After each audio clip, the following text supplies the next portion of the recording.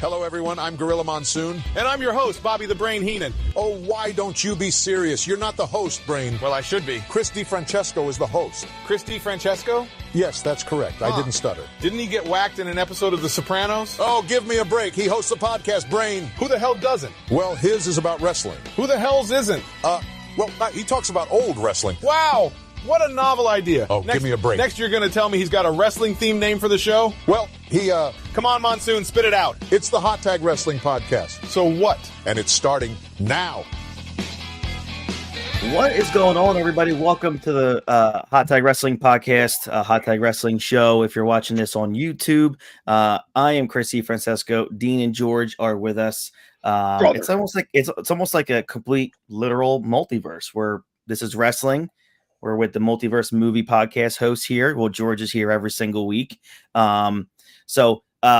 First off, I just want to say thank you so much to everybody in the YouTube family that follows us on YouTube. I think as of about 10 minutes ago, I was looking. Let me see what the updated number is. As of right now, we are at 539 subscribers on our YouTube show, which is the Hot Tag Wrestling Show. So thank you guys so very much for that. It's just incredible to see the growth here. Also, and you guys will see it most likely by next episode. Thank you very much to Nick Camia or Extra Cooler on X and Instagram, who is he has his own podcast, the Extra Cooler Podcast. He's a massive wrestling fan. He has a wrestling show, but he's also he's a digital artist. Any branding that you see on this show comes from him. And he just did one that's gonna just blow everybody's friggin' socks off. That will be debuting here next week. If you guys follow the Hot Tag Podcast on Instagram or follow me on Facebook, you've probably have already seen the logo. But we will be sharing that live on next week's show when we cover Night of Champions 2023. But let me just talk about tonight's show. Tonight's show. I just subscribed, by the way. Oh, thank you. It's been so long, and you. I realized I wasn't subscribed to this channel. Okay, so that's probably 540 now. So thank you very much. Okay, so tonight is a fun one. I'm really looking forward to this one. I mean, look, we don't get Dean to do anything much, but when he saw that we were talking about factions, it's a gang. Factions. It's factions, pal. People who get together to fight a cause. Listen, I'm just working on my tricep extensions here, the French press. Well, Dean's usually in for any top 10, any sort of countdown. Any list, right? That's right. This man's got a list for his lists. I have lists. He's the original Chris Jericho. That's right. And so tonight we are talking about our top 5 favorite factions for basically as long as we've been alive. Of course, I mean we weren't around in the early 80s, but I'm really looking forward to this one. There's no honorable mentions. There's no dishonorable mentions unless you guys want to do that. I didn't write any down. I just gave my top 5. So we'll go through. We're going to run 5 through 1. We're going to start with George on my right, and then Dean, and then myself. However, first, let's really just get to the real crux of this show. It's the wrestling news according to George. It's your weekly segment. What's in your news, George? Well, in my news, it's the same as anyone's news. Backlash was this weekend. Can I make a bold statement, George? Chris, make any statement you want, whether it's bold or the opposite of bold. I believe Saturday's crowd was the best crowd in WWE history. It was electric from the minute it started until it ended. Yeah. Those people were wild, which is funny because I'm seeing everyone's loving it. Then there was one of the guys I'm friends with on Facebook said, "It's like, oh, I hate this. I hope they never go over there again. The crowd is taking me out of the pay-per-view." And I'm like, oh my God. I don't even understand this, but whatever. Tell him to go back and watch pay-per-views from 2019 and tell me what he thinks of crowds then. Greatest era in the history of wrestling. What are you talking about? Yeah, that's right. That's right. Suffering succotash. Bring back the infamous beach ball that Cesaro Cesaro destroyed. kicked the shit out of Right. yeah. What a time to Go be ahead. alive. Sorry. But yeah, Backlash was this weekend. Started at a solid 1 p.m., which was, hey, beneficial for us who like to go to bed early. That's right. That's I right. Which have isn't to- you. So what does that matter? What's that? Which isn't you. So what does that matter? Yeah, well, I have a little bit of a sleep problem. It's understood, but still. George is like, I gotta go to sleep, and then I wake up in the morning, and there's a text message from him from like 2 a.m. I'm like, doesn't this guy go to sleep? I felt that way about Dean for the longest time. I'd wake up, it's like 7 o'clock, and I'm up with one of our, one or both of our kids, and I look at my text. I'm like, damn, Dean sent like this Zoe Saldana photo at like 5:34 a.m. I was like, what the hell is going on here? Dean's on that Amazon wake up. Yeah, well, that's when I wake up for work. But I'm an early riser anyway. Mm-hmm. I just so happen to go on Instagram right away. Find while he's taking his morning constitutional. That's right. And drinking a cup of coffee at the same time. But yeah, Backlash this weekend. I mean, it was only George. I do that on company time. Thank you very much.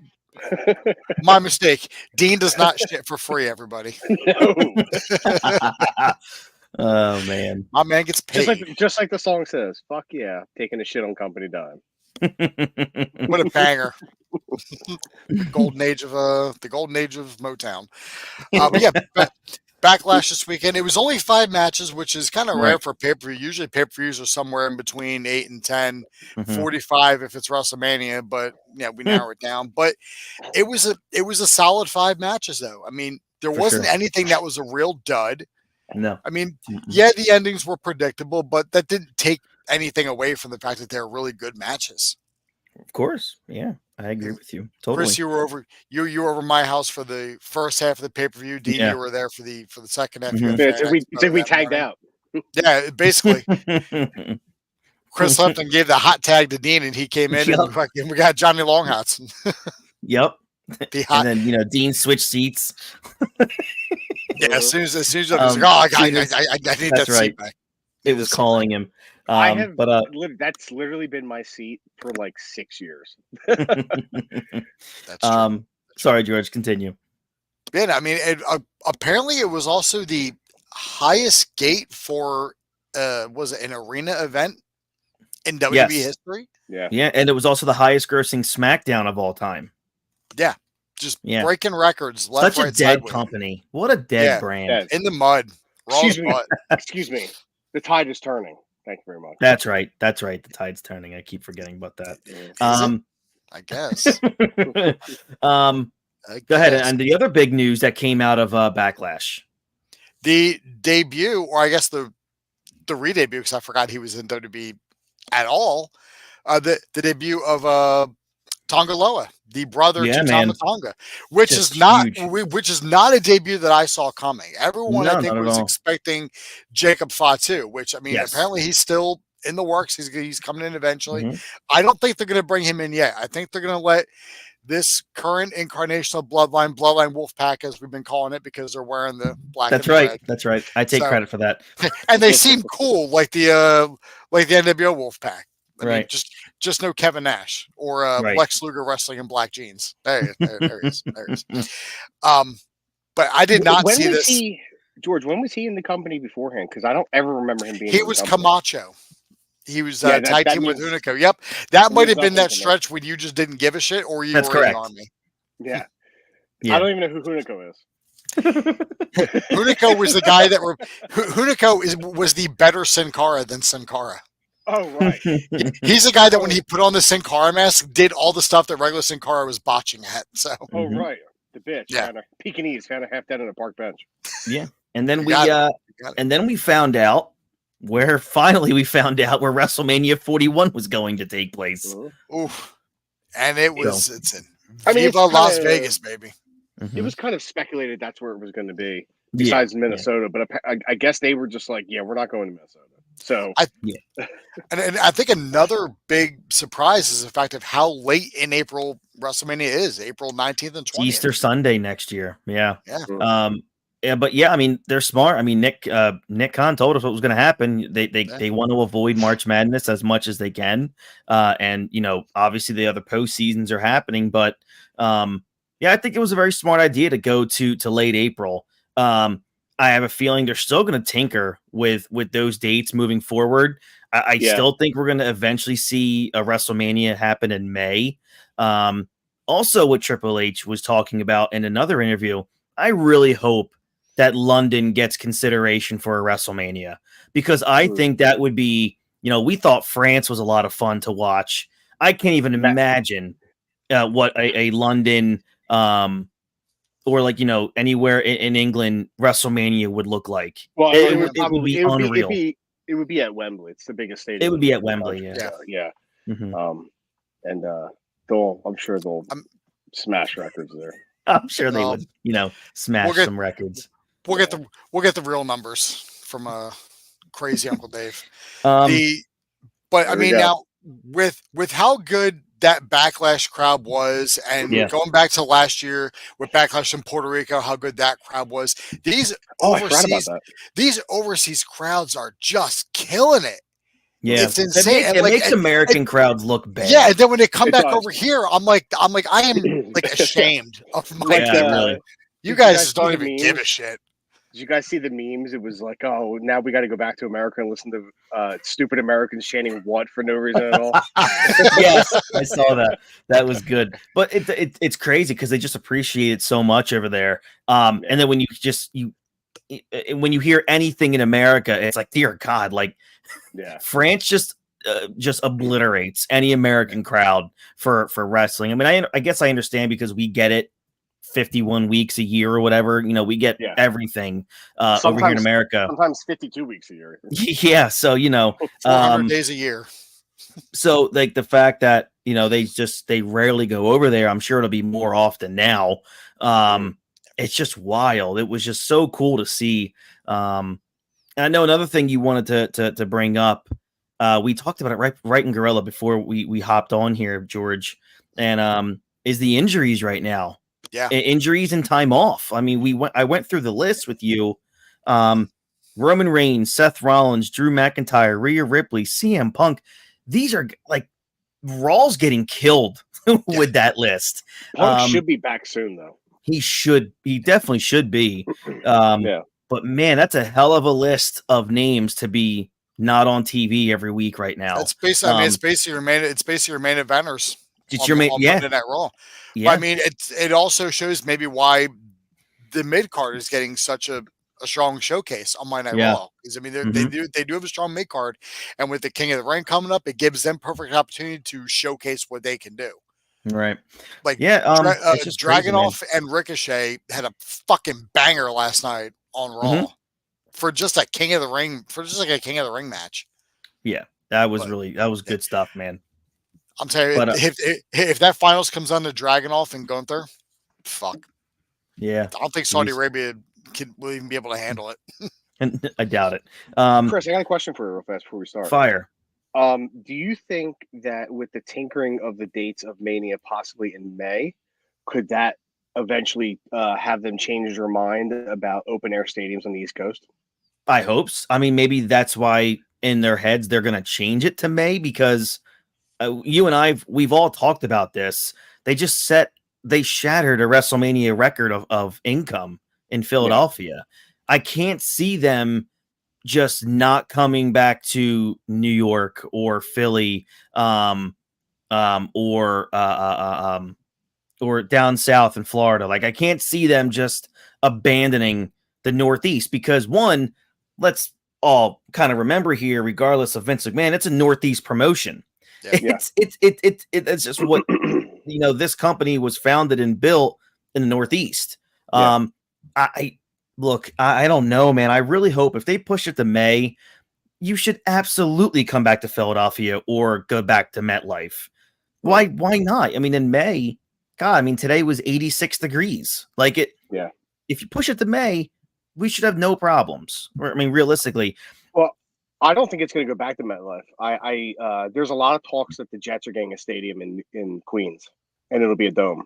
So if that happens, it'll probably be back this way. Yeah. Yeah. Yep. That would be nice. MetLife is a dump, It and is. which is why the Jets are pushing to leave. So like they got stuff on the table. I'm not a Jets fan. I just watch a lot of stuff about stadiums. And they're like pushing to leave. Apparently, the city of New York wants to really develop that area around Citi Field. So that's where it would be at probably. That'd be out beautiful. There, so. Yeah, and it's gonna Take, like, a boat and right to now the it stadium. just seems like everybody's building domes now. The open air stadium is a thing of the past. I agree. And I don't understand. We've talked about this for years. I can't believe Philadelphia, New York, Florida, they're not all domes. Like the weather here is so inconsistent and terrible a lot. Why not just make it easy and or a retractable roof? Yeah, you know what I mean. I can understand some football stadiums, right? Because it's about the elements and stuff like that. But I think I was a big proponent of this for a while. I think all baseball stadiums should have a retractable roof at this point. I agree, totally agree. Yeah, because and you can play huge for wrestling. Yes, exactly. Yeah. And but then again,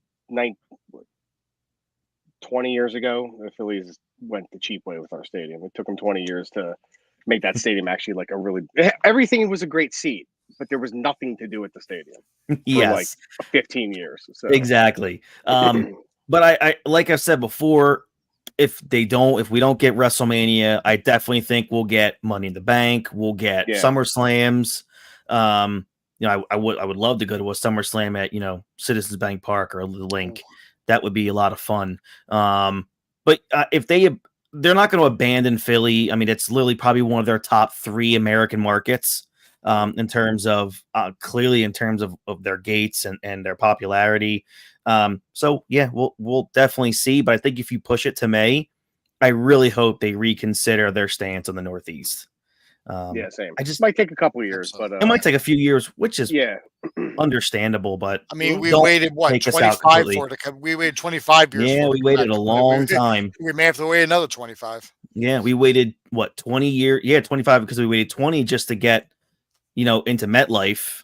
Oh no, I'm sorry. They waited 14, right? 14 years before 29 in MetLife. No, but they were at a. MSG we knew that MSG in 20, yeah. But I meant like for the football stadiums. It took a long time and then finally came back around to Philly. So yeah, we'll see. Okay. George, you have anything else before we get the factions? Let's get into factions, man. All right, brother. Here we go. All right. Top 5 favorite factions of all time. It's funny in a way, and I'll say this out loud to everybody. Who I think are the top 5 factions of all time are actually my top 5. I didn't think about that until I was done doing my list. So here we go. We're going to start with George. George, you're number 5 in your favorite factions of all time. And then this is what I was telling you, Chris. Like I initially made a list, and then I sent it to you, and I'm looking at it, and I'm like, this looks more like if I was making a list of what I think are the greatest factions of all time. Right. I was like, let me actually go back and think to like reasons why I would watch the various wrestling promotions, for these factions, because, they obviously would draw eyes and be the reason why I would watch. Mm-hmm. So like my number 5, and for the times when I would watch TNA, I got the Beautiful People at my number 5. Angelina Love, Velvet Sky, Madison Rain. I mean, this was at a time when women's wrestling was a fucking joke. Mm-hmm. It was all like bra and panties matches. They were getting 2 minutes a night on Raw or SmackDown. Chocolate titties. And they were just, and it couldn't be taken seriously. But then here's this faction who's playing up to the fact that they are gorgeous and they're just going to beat up anyone who they think is ugly. Mm-hmm. But it got eyes, and they were really fucking good in the ring too. Mm-hmm. And maybe like TNA, maybe they were the benchmark for like how the women's wrestling has kind of gone, because they took women's wrestling seriously. Yeah. And that was, for the longest time, 2009, I mean, that's when I kind of, it's weird how I really kind of found out about stuff that TNA were doing was when people kept saying about their women's division and how amazing it was. And I figured, and I started watching it a little bit. And I was like, damn, this was women's evolution before, like 10 years before, like 5, Yeah. 6, Well, 7, 8 years before. that Gail Kim and Mickey James had jumped ship, and Yeah. Yep. was in Victoria over there too. Victoria was over there. Victoria's Yeah. over there. Yeah. Yep. Mhm. So they had They had a they had great, some good workers. for sure. Yeah. ODB. Yeah, she ODB was was good. fun. Yeah, she Awesome was Kong really was good. too. Awesome. Yeah. Before Awesome Khan came over to WWE, and they dropped the fucking ball on her as quick as could be. And she Yeah. was right at it again. Well, didn't they find out she was pregnant when she got to She WWE? got pregnant, but then I think like after she had the baby, they ended up like she came back for Mm. one thing and then she got fired because Vince. Yeah. I never would have thought a women's faction would have been named in this list tonight, but there it is. But you're right, man. That was, like I said, that was women's evolution way before WWE thought it was a great thing. women's faction. Like there isn't, For sure.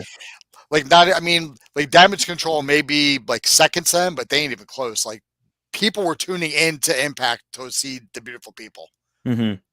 All right, Dean, you're number 5. I'm going the Inner Circle, baby. Let's get some AEW on this list. Soon it'll be a learning tree. Name 2 people. No, I'm kidding. Name 2 people from the Inner Circle. I can name the whole. They can name the whole faction. It was Jericho, Sammy Guevara, Santana, and Ortiz. You forgot Jake Hager. Some fan. Oh yeah. How dare Don't worry. you? Everybody else did too. The only faction that was ever good in AEW. But that's not my number 5. My number 5 is the Four Horsemen. I mean, they set Which the version? Well, my favorite version is Arn Anderson as the manager, Flair, Malenko, Mongo, and Benoit. Wow. Okay. That's a stout. That's really good. I mean, I really enjoy the original version. I mean, I love Arn in the one. ring, but that was a good like Malenko was so good in the ring. And of course, Benoit. Is so good, and I'm the only person that liked Mongo as a wrestler, so he's always going to be on my Four Horsemen list, whatever version he was in, because he was in 2 or 3. Did you like him because you thought he was a good wrestler, or did you like him because every time he got in the ring, you knew you were going to be entertained, whether it was shit or not? Both. I just like Mongo. I liked him as a football player. I liked him when he showed up for WrestleMania 11 with the giant cowboy hat and talking the shit to Bam Bam Bigelow. And I liked him in WCW. I just thought he was great. I liked him in WCW. I enjoyed his commentary too. When he was on commentary, when he had the little dog. Oh, that was good. Came out with Deborah and his Super Bowl ring and Letterman jacket. He was the shit, man. He was so cool. He's going to start the Mongo McMichael fan club on this show, which is completely okay. Damn right I am. Like, so, all right. Dean's gonna get a Mongo jersey. Tombstones for everybody. So, my number 5 is. That was his finisher. It was I know. Which is scary when you think about it. Yeah. Poor Mongo. So my number 5 is, I think maybe in a couple years, in terms of the greatest factions of all time, they might be in the top 2 or 3. My number 5 is the Bloodline. What I like so much about the Bloodline is it's real. Like they're all family. Like it's so cool. And the fact that they've been able, and Dean actually said this first about a year ago, like they might be the only faction to go this long and be interesting since the beginning. Like they were always interesting. They always did good stuff. Now it's even better. And now it's gotten better. And then oh my God, right. When you add the Rock and like the intrigue now of damn, what's going to happen when Roman comes back? What's going to happen when the Rock shows back up? Like it's unbelievable what they've been able to do with this faction in a modern era. And everyone they keep adding is just another part of the family because it just never ends. But it's awesome. The fact that it literally changed the world's perception of Roman Reigns. It changed, not changed, but it was an add-on to an already insanely legendary career of Paul Heyman. So this faction, man, it's unreal. I mean, I really kind of want to say they're on that level of possibly being the greatest faction of all time, because the era that they're in right now is the most lucrative, the most watched globally. I mean, and I just I don't want this to end. Like I rarely say I don't want something to end in pro wrestling. But every week I'm like, where are they taking this? Where is this gonna go? And it's really cool to see. So my number 5 favorite faction of all time is the Bloodline, and that could definitely rise up the ranks. I want to see how this ends with The Rock and Roman. I really want to see where everything goes. But George, you're number 4. My number 4, also the Bloodline. Okay, as is mine. You just mentioned, yeah. Nice. I mean, it's they were the reason to watch SmackDown. They were. I wanted to see what the Bloodline was going to do, and even if Roman wasn't going to be there, it didn't matter. I was going to turn it on because Heyman was going to show up and cut a promo or have a backstage segment that was going to steal the show. Mm-hmm. Like you talked about Heyman's legendary career. I mean, it's still going. This Bloodline's still going. He's still in it. Now there's different levels to it. Yep. You know, it's Solo and Tama Tonga and Tonga Loa and Heyman, who just looks confused, like he doesn't know what's going on, but he's going along with it because he's part of the family, so he's the wise man. Yep. And the whole thing that now he was the reason why Roman was pulled from the draft, because he doesn't think Roman can handle this new bloodline. Mm-hmm. So there's so much more going on with it. It literally is like appointment TV, and it feels like now with them. And again, I think the most important, I'll let you talk about your 4 right after this, Dean, is, again, I'll say it again. I think what has been so impactful about this group is, again, what it's done to Roman Reigns. Like we all wanted this guy so far gone 4 years ago. Like we just wanted him gone. Like I would even take a stab at this. It was levels worse than the level we felt disdain for John Cena for when he was being shoved down our throats. Yeah. I was so if I remember saying to a buddy of mine, like 4 or 5 right before he turned heel, when it wasn't a thing, we thought it wasn't a thing for Roman. I said, man, if Roman just left now like The Rock did and just went to Hollywood and never came back, I would be ecstatic. Yeah. Thank God him turning heel finally came to fruition, because, dude, like he's 1,300 day reign of world champion. He brought us in through the entire pandemic. He's headlined like 9 WrestleManias in a row. He's the modern day Hulk right now in terms of he's that guaranteed main event, and you want to every time he's on the screen, it's like, all right, well, I got to watch because it's Roman Reigns right now. It's the bloodline. It's incredible. Mm-hmm. Sorry, Dean. No, I completely agree. And what have I been saying for the last 3 to 4 years when we were talking about, like, because George will try to watch weekly. And I'm like in and out on pay-per-views, right? And you've had your whole ups and downs of this really sucks, and it was kind of hitting you. You know what I mean? Like you were coming to like terms with the fact that wrestling sucks, but I would always say like, well, the bloodline is great. Yes, like, the bloodline is the only thing that's going on for the entire time. I was like, it's the only thing worth watching in WWE. And you said something really poignant just a minute ago. Like you didn't want it to end.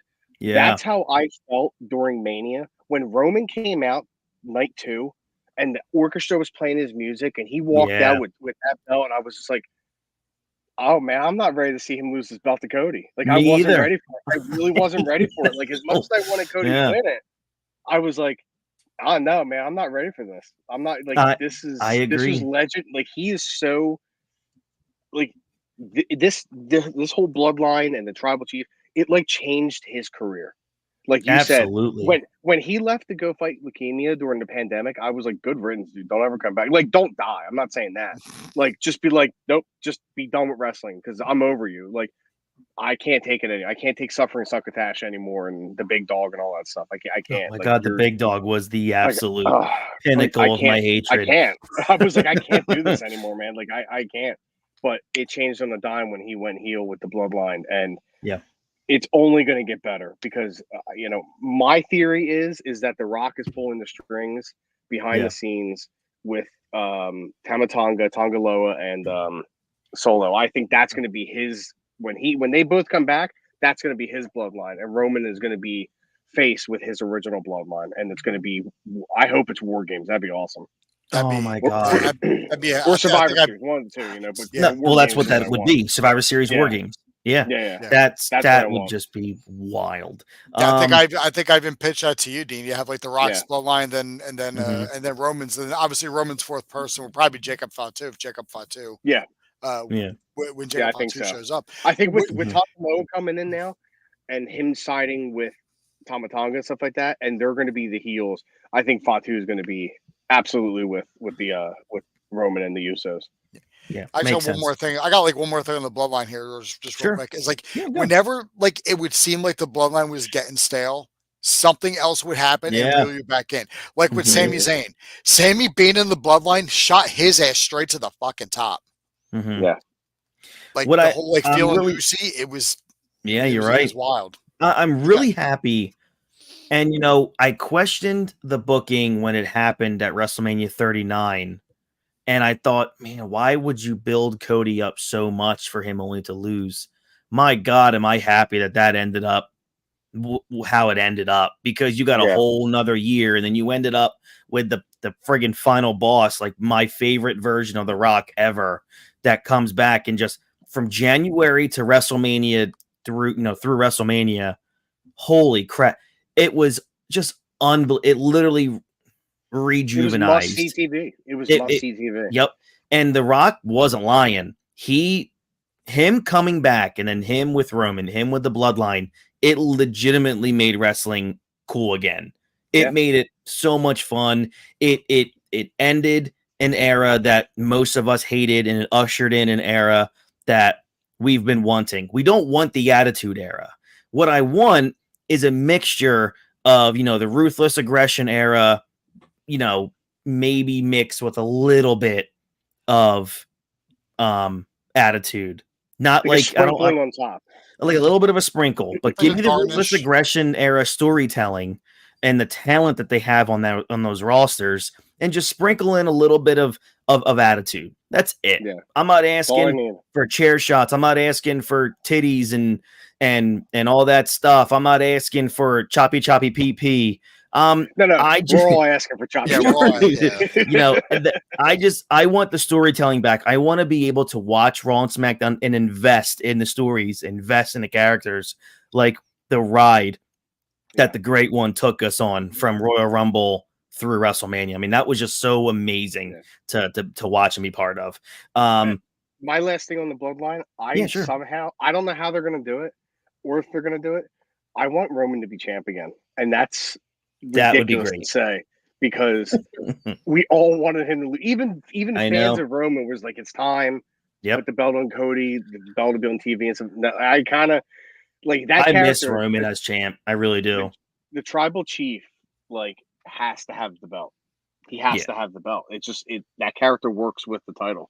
But given the world heavyweight title, I hate to say it, but do you think he's Hogan in a way now, where when he's gone, it's like, man, I really can't wait for him to get back, and hopefully it's like, I just thought of this just now. I feel like the situation we're in right this second, right now, is Mega Powers, or the era of when Hulk was going away for a while, so they strapped the Rocket to Macho.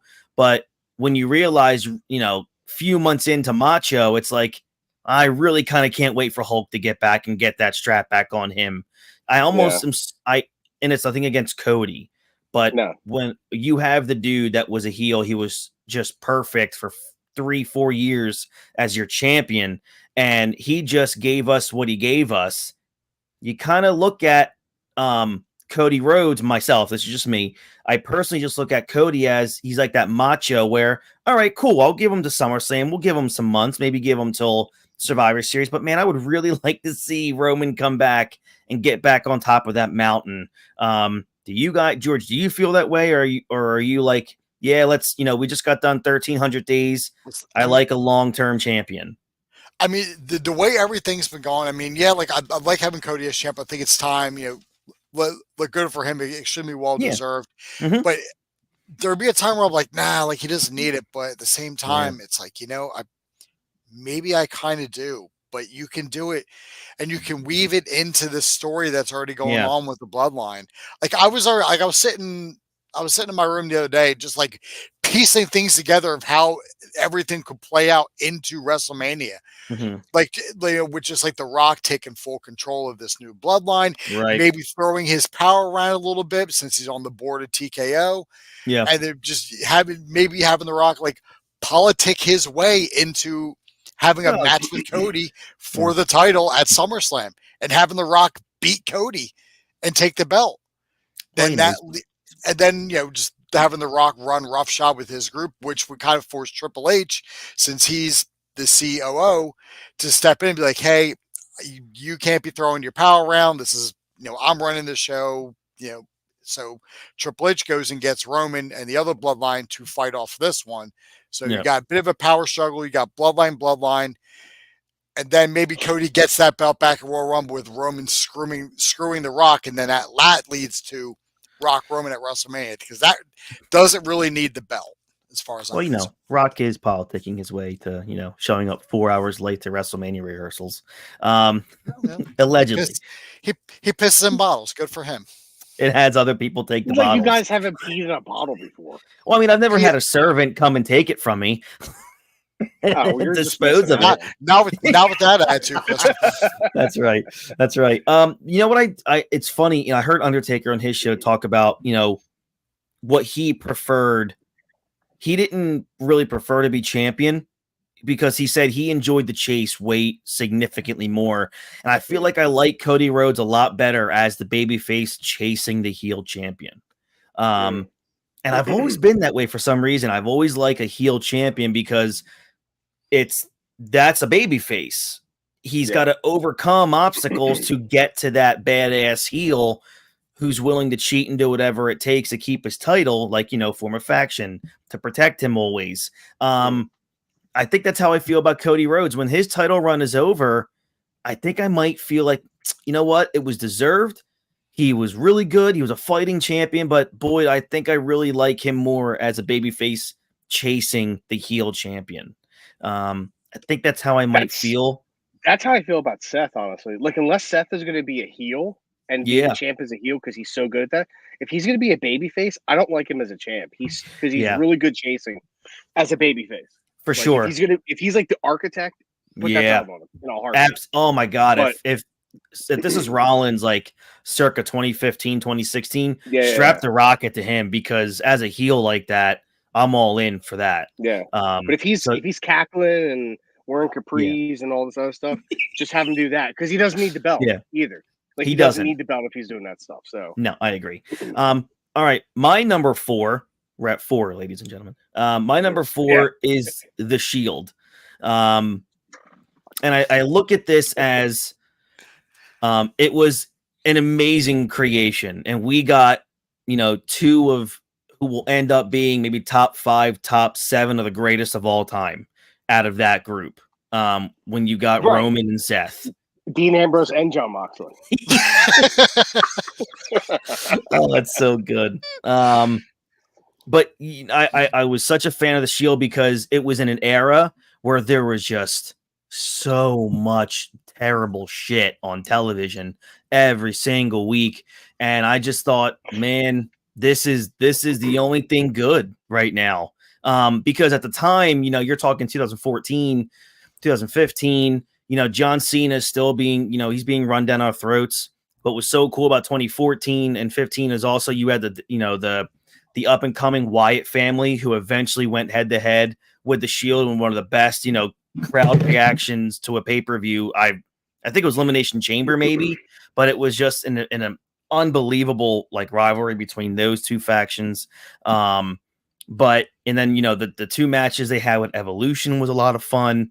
But I just thought the Shield was a really cool concept. It worked. I still think to this day, Dean Ambrose was the weakest link of that.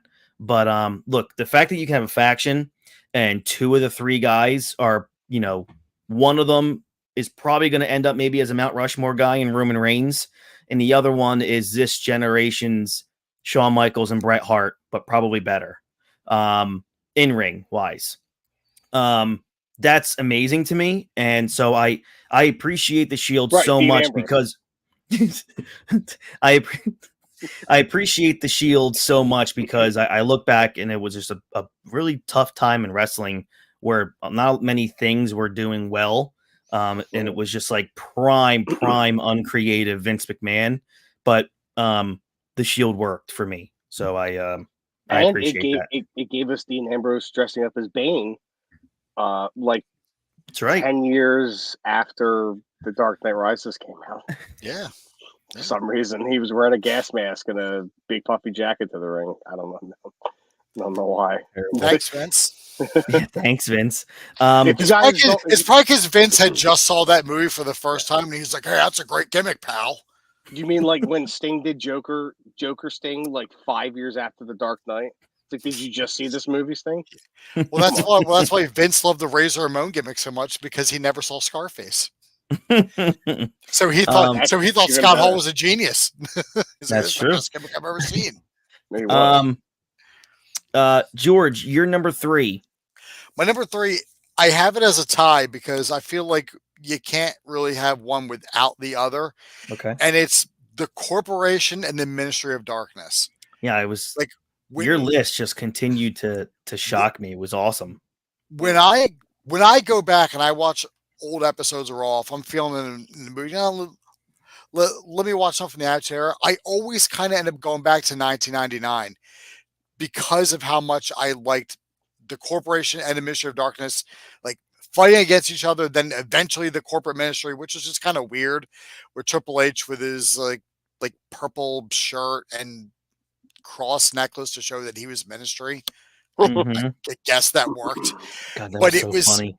And it was one of those things where it's like, Austin is your champion, but I want to see like how Taker is fucking with Vince this week. Like, where's this going to go? I mean, they gave us an Inferno match on Monday Night Raw for free. Yeah, when he burned the teddy bear. Yeah, when he burned the teddy bear and Vince is crying in a heap on the ground. It was great. Like, it really was. Wailing. I mean, like, the people in those, I mean, like, yeah, Midian and Viscera and, like, Boss Man. Like, yeah, like, they're, like, easily kind of forgettable in that time. But the factions were, like, it was, like, every other segment, there was something with the Corporation, something with the ministry. Like, Austin's a champion. You're really not even thinking about it. Mm-hmm.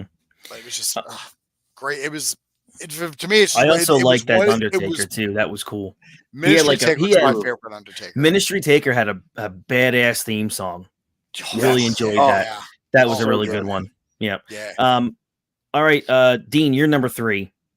I had to go with DX, but I guess I would do all 3 incarnations of DX, like the main ones, right? You had the original version, and then you had the Triple H led one, and then you had the Reformation in 2007, which is really underrated. Oh, I love the Reformation in 2006. I think a lot of people look past it because it was a little hokey, kind of campy, but that was what was so great about it. Yeah, that's what I liked about it. I liked it was kind of like cheesy. Yeah, and they were goofballs. You know, what I mean? It was 40-year-olds. It was 40-year-olds trying to be sophomoric. Yeah. It was extremely tongue in cheek. Yes, but I love DX. I mean, come on, who has not gone through their entire life telling somebody to suck it? Exactly. Doing the chop, still and do stuff like that. Still do. Yeah.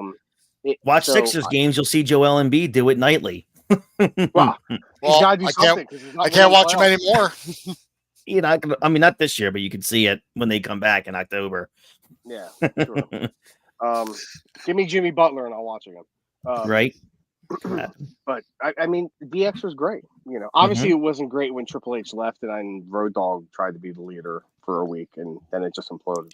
But or whatever that was. Was he kicked out Road Dogg or something like that? And then I don't remember. Whatever. Of course, yeah. I'll save us all the embarrassment and just not even bother talking about it. It was just whittled down to just Road Dogg and X-Pac and like DX. It's like, no, not what I was quite. thinking of. That's what I was thinking of. Because Mr. Ass left because he won the King of the Ring and became King Ass. Yeah, King Ass. yeah. And the one Billy Gunn. And then the one Billy Gunn because with the Sammy Hagar music. Yeah. With the Sammy Hagar song. The not Sammy Hagar song. No, but I mean it's DX. They were awesome. They were the perfect yin to the NWO's yang. Yeah. Because they were different. They were the answer. Yeah. So and then I still think the best version is the Michaels Triple H original one. So do I. With the little bit of Rick Rude and then China. That was it. That was perfect. Yep. That was so good. That's the classic DX. Like agree. when they got the face shields on with the wipers talking to Slaughter. It's so good. It's so good. Just bullying Michael Cole to the verge of suicide. So my number 3 is, again, I think this can also be argued as the greatest faction of all time, is Evolution. Fuck, they were so great. I mean, let's just go over real quick the members of Evolution. Triple H, trash. Randy Orton, where would he go? Batista, what has he done? And the Nature Boy Ric Flair. Never heard of him.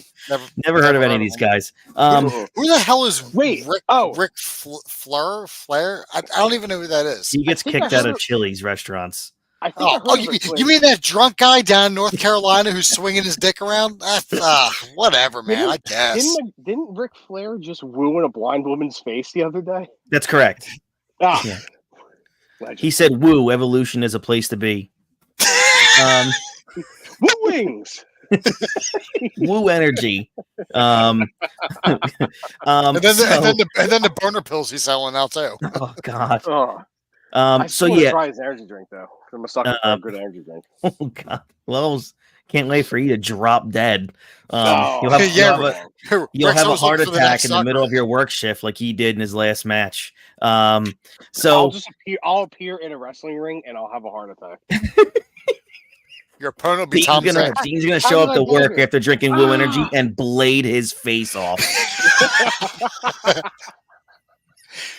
But he's also gonna be bleach blonde too. He is. It's gonna be really weird. And I'll be climbing on top of things and not being able to jump off, and somebody will just be throwing me off at random. He's gonna grab a microphone and tell every person in there that he hates all of their fathers. Mm-hmm. He already with does. a tear in my eye. Oh, it's so good. So yeah, Evolution is my number 3. I think it could be argued that they're the most, I don't want to say impactful, but when you start a group, the whole point of a faction usually is to generate single stars. That's the point of a faction. You put 3 younger guys together, or, with a big leader, like, let's just say, like the Brood. In the very beginning, Michael P.S. Hayes was tasked with getting over the Hardy Boys. And the Hardy Boys have always said, like, Michael P.S. Hayes was a really big deal for them. Same thing with Gangrel, with Edge and Christian. You develop a faction to get single stars out of it. So when you look at Evolution, I'm not sure you can top what came out of that. I mean, Triple H was still in his prime. I still think prime Triple H. I get real butthurt when people bring up that era Triple H and say, "Oh, it's the Reign of Terror." Dude, that to me was when Triple H became the greatest heel of all time. One of. I mean, I think he's 1B to NWO's Hogan, who's 1A. So, and then you create Dave Batista and you create Randy Orton. And then you kind of like rejuvenize the career of Ric Flair in a way. But holy cow, man. Like, what a track record that faction that's come out of that. The one guy runs the wrestling world now. Another guy is the best actor to ever come out of pro wrestling. And then you have Randy Orton, who literally is considered one of the greatest of all time, still going at a tippy top level. So honestly, guys, it's really hard to argue with someone if they came to me and said, hands down, Evolution is the greatest faction of all time, because I would say, you know what? You might be right. Absolutely. Yeah. There's no denying it. I mean, and we always say this, like, your face is really only as good as your heel, and there was no bigger heel in that era than fucking Evolution. To the point that when Randy Orton turned face, it didn't work. Right. Because Evolution was so good as heels that the second, like, it worked for Batista because of how Batista became a face. Right. When Orton did it, it was like, you know what, we got Orton, we're gonna shot the rocket, so I'm just gonna go. And it, unfortunately for him, his first title run is extremely forgettable. Yeah. But you can't deny how great Evolution was. I mean, they're not my favorite. I mean, I don't have them on my list, but I'm not going to deny the fact that they are probably the greatest faction of all time. Yeah. All right, you're number 3, George. My number 3. I'm sorry. My number 2. Number 2. I'm sorry. Number 2. My number 2 is what was your 3, Chris? Evolution. Right? Evolution. Yeah. That's how it started. Okay. Yeah. Okay. Yeah. My number 2 is DX. So is mine, the original DX. We've all talked. I mean, yeah. For me, I love all incarnations of DX. I love that original. That's kind of what got me turning the channel from the other place. I was like, oh, I mean, I love Shawn Michaels. But let me see what's going on. And I'm looking. I'm like, he's saying a lot of shit. I'm not sure if he's supposed to be saying that. They're kind of like pulling the veil back and really exposing a little bit of what we were that never thin line, what's real and what's not. Exactly. It's like I don't know how much of this, even going into school the next day, we're like, yo, he shouldn't have been saying that. Yeah, it's like that famous line. It's like, and I know this stuff's not real, but that really kind of sounded like that was a shoot. Anything that they did, And even when Michaels left with his was back in '98, and Triple H took the reins. Took the reins. They added in the New Age Outlaws. X-Pac had jumped ship from WCW over. Well, I mean, he got fired from WCW, but he still jumped ship. And they were heels, and then they just naturally turned face. And they went and took an army tank and stormed the stadium where Nitro was being held that night. Like this, they were doing shit that you never thought that they could even do on TV. Yeah. I mean, aside from the blackface when you're doing the Nation of Domination, that wasn't the best idea. Well, in '98, we all laughed. In 2024, we're like, you'd get canceled for that now. I still laugh. I don't care. I mean, I even told you, Chris. Okay. I love when they mocked the corporation. Also, they had Jason Sensation come out as Shawn Michaels with a basketball, and they dropped it. Oh no, HBK, you dropped the ball again. And when they reformed in 2006, that was and there were seeds that were planted. Like, Shawn did the crotch chop at WrestleMania that year. Triple H did it. We're like, yo, what the fuck? Yep. And then they reformed, and it was just magic. Yeah. In June of 2006, man, in Penn State, I'll never forget, in State College. That was unbelievable. But yeah, so because my number 2 is DX, I'll just piggyback off what you're saying. My favorite version of DX is the originals. It's Shawn, Hunter, and I just say China. I don't really say Rick Rude. I mean, but I mention him because he was a part of it. And he was involved, even in the storyline with telling us. Me too. I do too. Yeah. I wish he had a chip. I mean, he would have died anyway, but I think he worked better with being like the financier kind of guy for DX. The insurance policy. And I loved it because I was a WWF guy through and through, still am. And I'm sitting here and I watched Shawn Michaels. So I mean, I was always WWF because of Shawn Michaels. And I'm sitting here like I would watch WCW periodically, and I'm like, man, the NWO is just so friggin' badass. They're so cool to watch, and I hate this because it's 1996, and I'm watching Duke the Dumpster Droese on Monday Night Raw, or Main event on Monday Night Raw, or I'm watching like Mantar on WWE, and I'm just thinking, what the hell? And then you could see the seeds being planted of Michaels turning heel in 97. And I just thought, damn, dude, like it's, everyone talks about who started the Attitude Era. It was no doubt about it. DX started the Attitude Era. They were doing shit on TV that no one had ever done before, ever. And even more so, even more pushing the envelope than the NWO ever did. they were just getting away, like the presidential speech that they did on live television. That was a direct response to the USA Network telling them they couldn't do this, this, and this, and then they go on air, and what they did they would go out in the ring during Christmas time with a thong on and literally like basically nude and cut sausages off, have strip poker live in the middle of the ring. Like that was Attitude Era before the Attitude Era.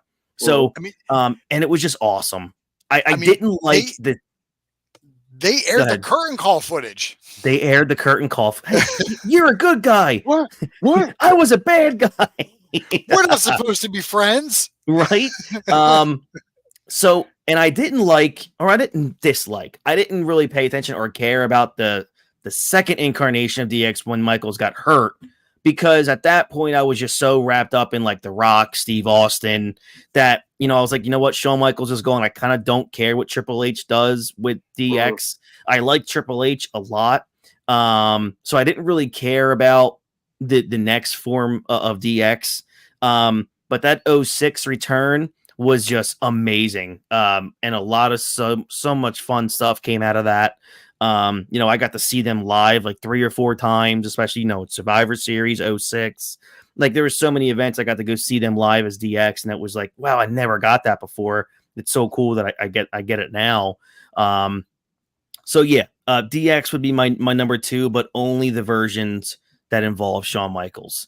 So that's where I rank number 2, because I just feel like if NWO was 1, obviously, then DX has to be number 2, because they were the answer to the NWO. They really helped. They were the spark that the WWF needed to get to not go out of business. DX helped lead the WWF into what Austin was just going to pick up and take over. Without DX, you don't pave the way for Stone Cold to completely take over the Attitude Era, because you needed Shawn Michaels and you needed Mike Tyson to get into that Austin era. So I think that was a really, really big deal. And sometimes I believe when people watch things on the network or they see historical things, they forget DX's place in WWF winning the war. They were the cogs, and then the machine spun. They handed the baton over to Austin, and he took it to levels, unseen. But yeah, DX, Chris, the originals. You just said something that made me think about it. Look, I love the Triple H led version of DX. But I will say, it just made me think about it. Without Michaels, it felt kind of mid Carter-ish. Like they were just a mid card faction. You know what I mean? Yes. Because I think a lot of people forget that while Austin and Rock were feuding in the main event, Triple H is still in the mid cards. Slouching around with Road Dogg. You know what I mean? Like, So as much as I love that version of DX, and that was the main DX for the Attitude Era, really. If you think about for it. Sure. Hey, we got purple pants Triple H out of it. And red pants Triple H. And red pants. That's right. And red pants. Yeah. Oh, damn. Should have made that my attire for today. I couldn't find a good picture of it. No takesy backsies. I tried. But they definitely felt a little mid-carders with that Shawn. Yeah, so who was your number 2, Dean? The NWO. Oh, the NWO is number 2. Okay. Yeah. Very interesting. And I'm going to preface by saying NWO 2000 Silver and Black. Oh, we're done. Good night, everybody. Oh, that's great. For me, it's that original incarnation. Absolutely. Not when the B team with Buff Bagwell, Scott Norton, like Scott Norton, and Booker T and stuff like that are in. It's that original 3 with like Bischoff and maybe X-Pac. I'll Big Show. I'll give you like, I'll give you like that original 6 pretty much. Yeah. I'll give you that. Yeah. DX is my number 1. Chris, I'm sure DX is probably, or not DX. The NWO is my number 1. It's my number 1. Yeah. It's your number 1 also. So I might as well just get it off the table with all of us. But yeah, they were cool. Yeah. It was the coolest. They revolutionized wrestling. Like, It dude, was the imagine all coolest of us. fucking thing. Imagine still all of wear us an at 10 NWO years t-shirt. old, 10, 11, 12 years old, right? Mhm. And all we knew was yellow, red and yellow. That's how we were introduced to wrestling. That's how we fell in love with wrestling. It's okay for every one of you that are our age. Just fucking say it. You're into wrestling because of the red and yellow. You're into it because of Hulk Hogan. So, and then imagine in 1996, the whole world flips upside down and the dude becomes a heel and joins the NWO. And it's like, oh my God. Like, you're thinking he's destroyed us. Like, he turned his back on everything. And it was great. I loved it. And then, like, every single week, it was like, I want to watch I just want to watch Nitro until, to see Hogan in the NWO, and then I'll turn it off. Yeah. And then you get like into 97 with the whole, actually like late 96 and all of 97, you have the whole thing with Sting in the NWO. It's like, holy God, this dude was on top of the world, basically he did make wrestling a global juggernaut. He goes to WCW and becomes the greatest heel to ever live with a new faction. And almost puts WWF out of business. And almost puts Vince out of business. The closest anybody ever came. So cool, man. Yeah, I love talking about it because it's like, it's unprecedented. It'll never, ever happen again. Well, also, like, for us, don't get them started. For who would for no, I really don't want to. I'm ignoring any of it. There's no need. They haven't done anything newsworthy. There's no point in talking about it. No, first is first, George. I like to make Chris laugh. That's why I said things like, "You sure about that?" He's the one that drugged you into it. Yeah. I was perfectly content just ignoring it, but I know. For us watching wrestling in the '90s, it was always like flipping back and forth between the channels. You went from USA, you went to TNT, you watched Monday Night Raw, you watched Monday Night Nitro. But then, what a time to be alive. But then, you're watching Nitro, before Raw kicks on, and all of a sudden you see Razor Ramon just walk into the fucking ring from the crowd. You're like, whoa, what's he doing here? And then Diesel shows up. And then, these guys work for the company. And then the fucking $1 Million Man shows up. The 1, 2, 3 Kid. It felt like a legitimate invasion. Yeah. We didn't know anything about contracts. We didn't know anything. Like, kayfabe was alive and well, and we didn't even care. It was beautiful. We're like, oh shit! Like, these guys really left the other company. Yeah. And the casual mentions, like, they shout out to Shawn Michaels all the time. We're like, oh shit, is Shawn Michaels gonna jump? You wanted to because you didn't know what was going to happen. Mabel or Bret Hart gonna jump? Well, if you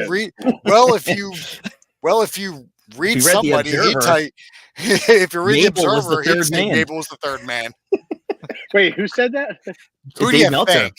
Oh, that's right. Yes. Yeah, he reported that Mabel was the third man. What an idiot!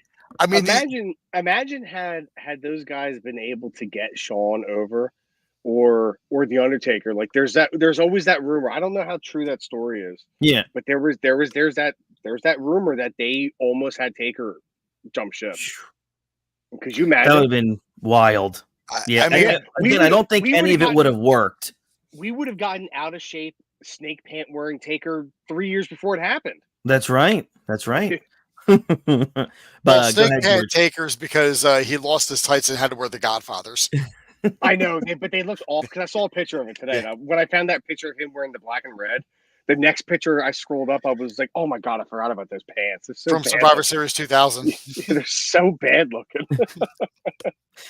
But you're right, George. Like, it was a foundational, like, earthquake for wrestling when that all happened. And and I will also say this, before there was a Mr. McMahon character, Eric Bischoff was the first to do it.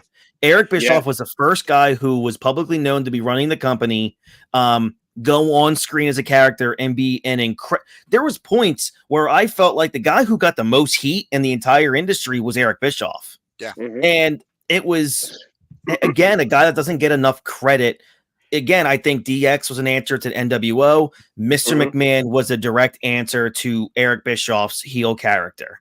Yeah. Everything just played into the other. It's just that WWF was able to push the envelope more, and they just did it better on a week-to-week basis. That's it. And I heard Bischoff recently talking about the NWO and and the decision for him to become an on-screen character in the NWO. He's like, it just made sense because there were all these questions. How is NWO getting in the arena if there's security around, if they're banned, how are they getting in? Well, it makes sense that the guy running the company is letting them in. So it all makes sense.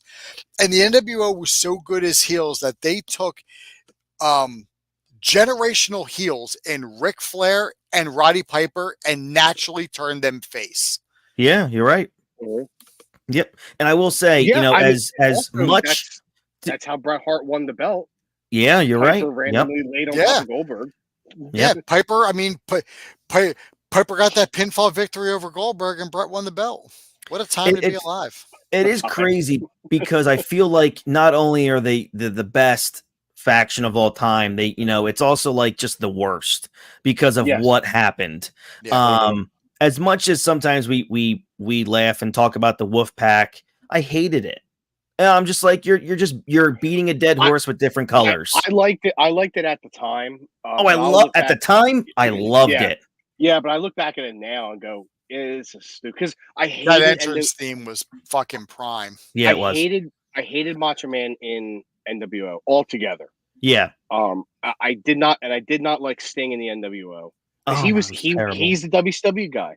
Yeah. Where I always felt that Macho Man should have been teamed up with DDP and Sting, and those should have been the guys. Or if you weren't going to use the Horsemen to take out the NWO, right? It should have been those three guys to take out the NWO. Or as much as I disliked Macho Man in the NWO, he would fit perfectly in the black and white because he's an ex-WWF guy. And he was only in it for like a hot second. Yep. And then he got kicked out, and then he went to the Wolfpack. So yes. It's like they knew how to get. No, Mach was in for like a full year because he jumped in like Super Brawl '97. That was when he screwed Piper in favor of Hogan. Was it a full year that he was in? Yeah, because that was what led to his rivalry with DDP. Oh, crazy! Because that was NWO Mach. We're gonna talk. We're gonna have a little bit. He feuded with DDP a little bit before NWO formed too. A little bit. That was like his first feud when he came over to the company, and then he reignited with Flair again. Mm-hmm. Yeah, this summer we're gonna have a couple like NWO centric shows to kind of celebrate the NWO. Sin, Greed. I can't wait. Yep. They weren't part of it. I do want to have a show where we talk about the WCW video games. That would be a lot of fun. Oh that'd be more fun than playing that. Nitro and Thunder. I can't wait. Oh my god, and Mayhem. Backstage Assault. God. But time to party, guys. We will definitely watch WCW NWO World Tour, which was awesome. But yeah, we're going to talk about those games also. Oh my god, Revenge was so good. All right, so Dean, you're number one. It should be no surprise to anybody. It's Evolution. Yeah, I've talked at nauseum. I've talked at nauseum that I think Evolution. Not only do I think Evolution is the greatest faction ever, it's my favorite faction because it was a modernized version of the Horsemen. Yeah. But like better, you know what I mean? And just Chris, like you had mentioned, what spawned out of Evolution will never be topped, right? You know what I mean? Like you can make I didn't like the Shield. I wasn't a big fan of the Shield, but what Reigns, like now I'll agree with you that what's come out of the Shield, because like Reigns as the big dog, like you're never agreeing. I'm never going to agree with you that the Shield was anything then.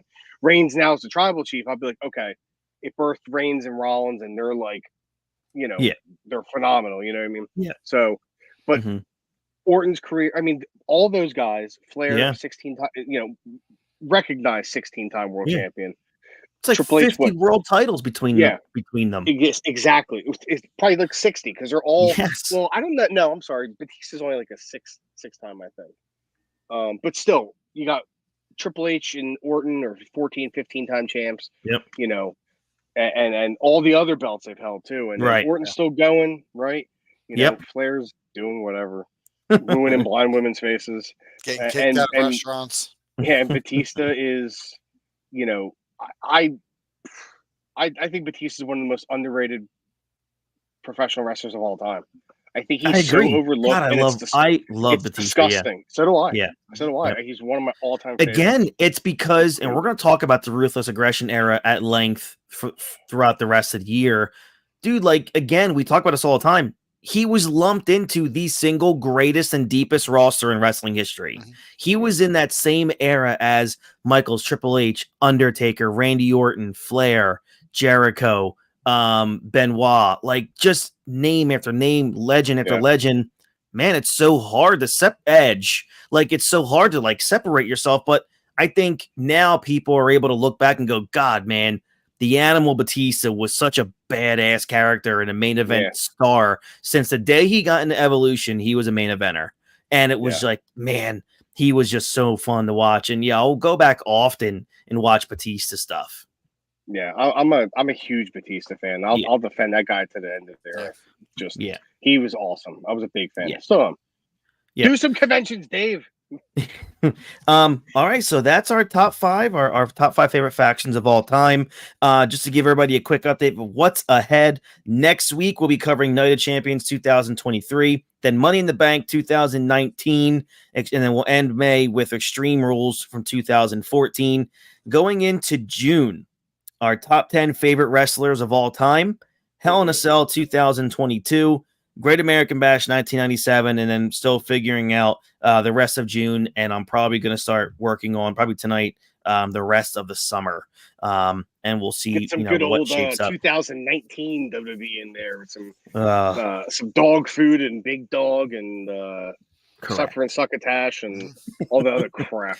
We're going to get it all. And give me, you know what? And give me a Rusev, Dolph Ziggler, Lana love triangle. Just you got it. Carry on right top. Yes. Coming right up. Can we review Lana and Bobby Lashley making out on the stage, and then we will get to that. And then Rusev's like, "What's going on?" And then they do it again, and then they stop, and then they do it, and it just keeps going because Vince is getting his jollies rogered. And Orton laughing his ass off on stage watching it happen. Yeah. Exactly. Just breaking character because he's like, this company's going out of business. Just terrible. I'm jumping ship because the tide's turning. He jumps to TNA though. That's right.